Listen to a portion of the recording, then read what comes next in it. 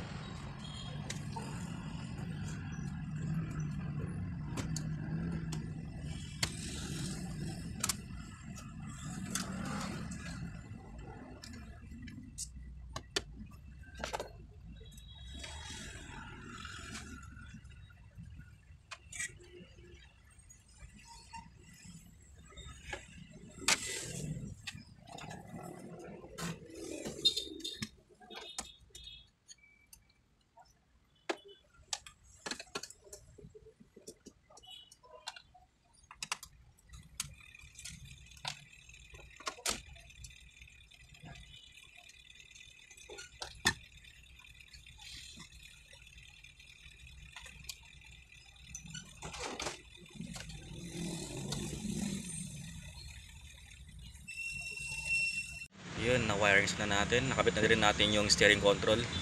Bali kulay yellow, saka green yung kulay, saka dalawang yellow. Ito yung ano, steering control niya. Yung ground niya, kulay yellow na malaki. Tapos, kulay green. Yung input 1. Saka dilaw yung input 2. Yan, yung tatlo na yan. Yan ang steering control niya. Bali hindi ko pinagana yung original na backup camera dahil baka masira, mawala sa warranty, ma-avoid yung warranty niya. Kaya nagpalakad na lang ako ng bagong backup camera.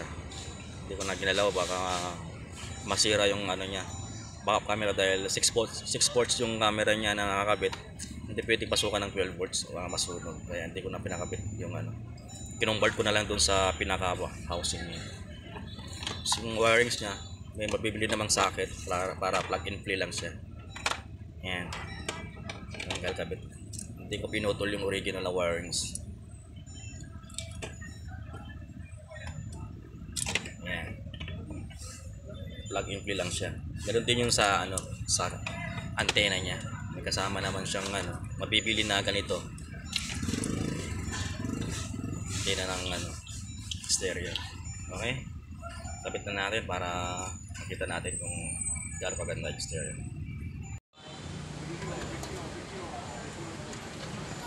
Yan, nakabit na rin natin yung stereo. Bali, ilipat ko lang itong ano, sa passenger airbag niya na ano. Ito yung bilog.